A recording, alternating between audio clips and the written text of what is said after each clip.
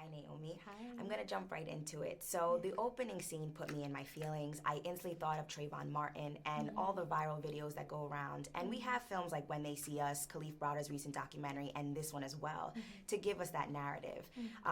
But your character didn't see color, which I loved. You didn't see them versus us. No. So, was that easy for you to bring that into character as Naomi, your own view? Yeah, absolutely. It was. It was very easy for me because growing up in London, and I don't want to say the UK because the UK is very disparate in terms of its beliefs and experience of growing up. But for me, growing up as a Londoner, I never really saw colour because I went to a school where there was every single race possible, and there wasn't racism. You know, I only experienced racism a lot later on in my life. So for me, I don't really see colour in the same way. And so it's been a real education for me to come to the US and see how prevalent race issues are and how they're at the forefront of people's minds. And they're at the forefront of people's minds because it's a real daily experience that they're going on. And so I had to do a deep dive and do as much research as I possibly could to understand what Alicia would experience in her daily life and what she would have seen, and to really understand the community that she grew up in. And one thing that stood out to me again was she said, be the change. And although she was trying so hard, she had so many things going against her. What life experiences did you have to go through to really pull into that character? So in terms of be the change, I think I'm inspired by my mum. You know, I'm inspired by this woman who had me at 18 years old, who raised me on welfare, and was determined that she would give her daughter a very different experience to the ones that she had.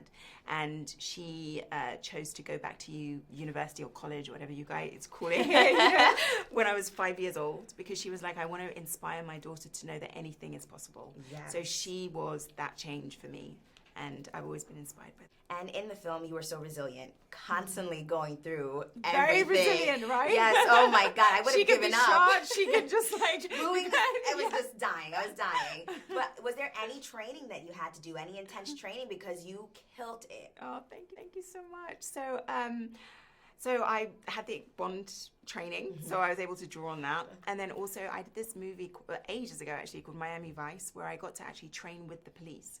So I got to do like practice raid houses with them, gun practice with them. I actually went out and did a sting on a drug lord with the police. So I had all of that experience to draw from. Amazing. I love that. Congratulations to you. This is an amazing film. Oh, I'm so excited. The first scene really got me in my feelings. It instantly made me think of Trayvon Martin. And I feel like we have had films like When They See Us, we've had documentaries like Khalif Browder, and then we have Black and Blue. Yeah. That has given us that light that shows how the justice system affects our world today. Yes.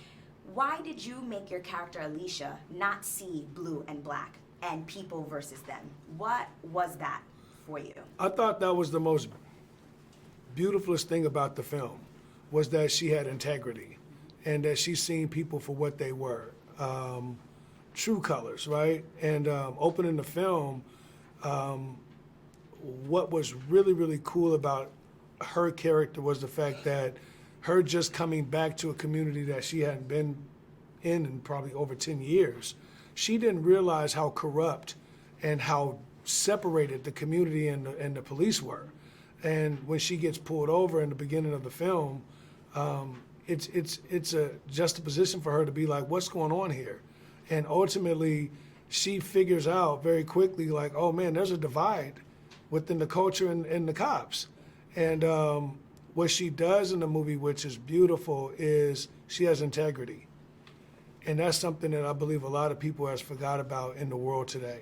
We forgot what it means to be human. We forgot what it means to actually help someone and put the phone down instead of filming them. Yeah. You know, and I wanted her to be that person that when she's seen something, no matter if it risked her life, she wanted to expose what she's seen.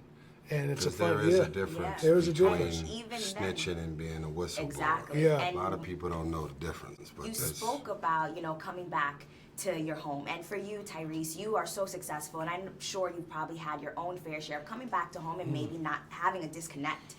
Did you ever go through that? And how did you tap into that within your character? yeah. Well, I mean, I grew up in Watts, born and raised in Watts, South Central LA. Watts, before I came along, was known around the world for the Watts riots of 1965.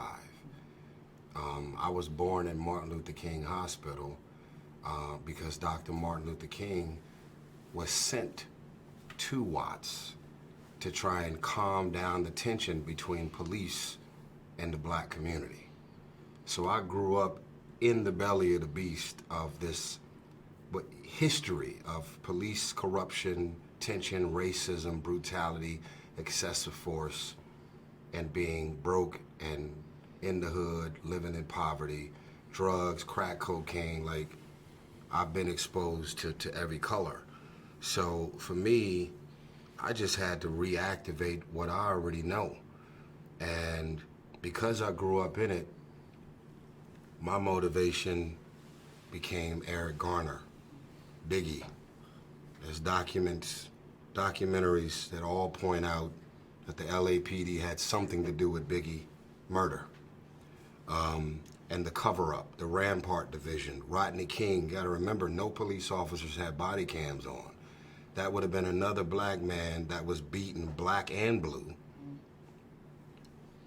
And there would have been no footage that would have ever leaked on the internet and went anywhere, to any news outlet, nothing. Someone rolled out of bed, filmed it, and in good conscience sent the footage into the news outlets, and that's what happened. Integrity, yeah. So to me, this movie checks off all of those boxes. And what I love about this movie is, hopefully, the person that lives in the suburbs, the person that would say the words, you know, it's really sad to see what they are dealing with. We'll get rid of that they. We'll remove that they. Because all of a sudden, your heart will say, I may not be black. I may not be black in America. But for whatever reason, I now care about what they are dealing with, because that shit could show up to my door. Yep. Yep. And so without preaching, without someone at a podium throwing one-liners at you, this movie is in the spirit of Training Day, Sicario. It's action, keeps you on the edge of your seat. Whatever popcorn you order will. I was at the edge of my seat. I was like, oh my God. That was good, yeah. I really, really enjoyed it. Thank you so Where much. is the buzz? Oh, yeah. Where is the buzz you said We used to be was ashamed, bro. Oh, mine? where is the buzz? Woo!